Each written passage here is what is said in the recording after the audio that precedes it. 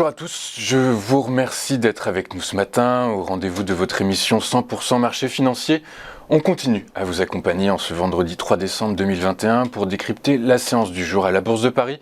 La Bourse de Paris qui actuellement flirte avec les 6850 points et qui s'adjuge ce matin plus 0,81%.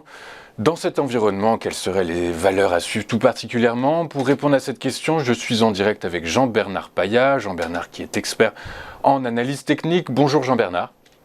Bonjour Louis-Antoine, bonjour tout le monde. Je vous remercie d'être avec nous ce matin. Comme d'habitude, vous avez choisi de nous parler de trois valeurs, le Bitcoin, les futurs sur le DAX et la paire euro-dollar. Et on commence avec le Bitcoin qui sur un an glissant, donc à date, prend quasi 200% à 190%, passant de 18 654 $ à 56 913 $. Il semblerait que le Bitcoin ait fait à un moment office de valeur refuge face à l'inflation. Est-ce qu'Antoine, j'ai envie de vous poser cette question, Jean-Bernard, est-ce que le Bitcoin peut aller chercher les 100 000 $, à votre avis?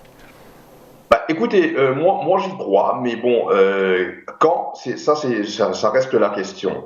C'est vrai que, voilà, moi je pensais que le Bitcoin allait rebondir un peu plus rapidement qu'attendu après cette baisse qui a été amorcée le 10 novembre.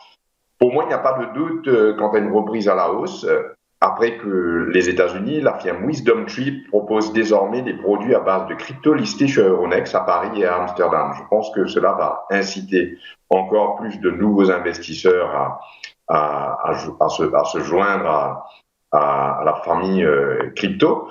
Le Bitcoin pourrait retomber, à mon avis, techniquement, jusqu'à même 44 500 $, selon mon nouveau scénario, sans remettre en cause une hausse. Par contre, on continuera à scruter les mouvements afin d'établir une stratégie en conséquence. Disons qu'aujourd'hui, il serait plus sage sur les bitcoins d'être patient, d'attendre un signal technique avant de se positionner. Parce que voilà, disons que le rebond a été un peu plus long qu'attendu. Et comme je le dis toujours, pour moi, le facteur temps est toujours un facteur risque en ce qui s'agit du trading. D'accord, Jean-Bernard, on voit une phase de latéralisation sur votre graphique. Du coup, on attend que le cours sorte à la hausse ou à la baisse pour valider une tendance baissière haussière.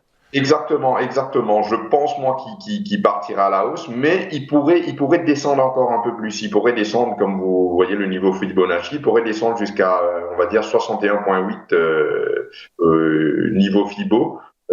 Donc voilà, moi je pense que pour le moment, il serait plus sage d'attendre. Au lieu de rentrer comme ça au pif. D'accord, je comprends. Donc du coup, vous pouvez nous donner un premier objectif à la baisse sur le Bitcoin, un premier niveau éventuellement de support Écoutez, moi je pense qu'il pourrait, d'après mon nouveau scénario, il pourrait tomber à 44 500 $ dans cette zone-là. Vous voyez l'ellipse que j'ai entourée.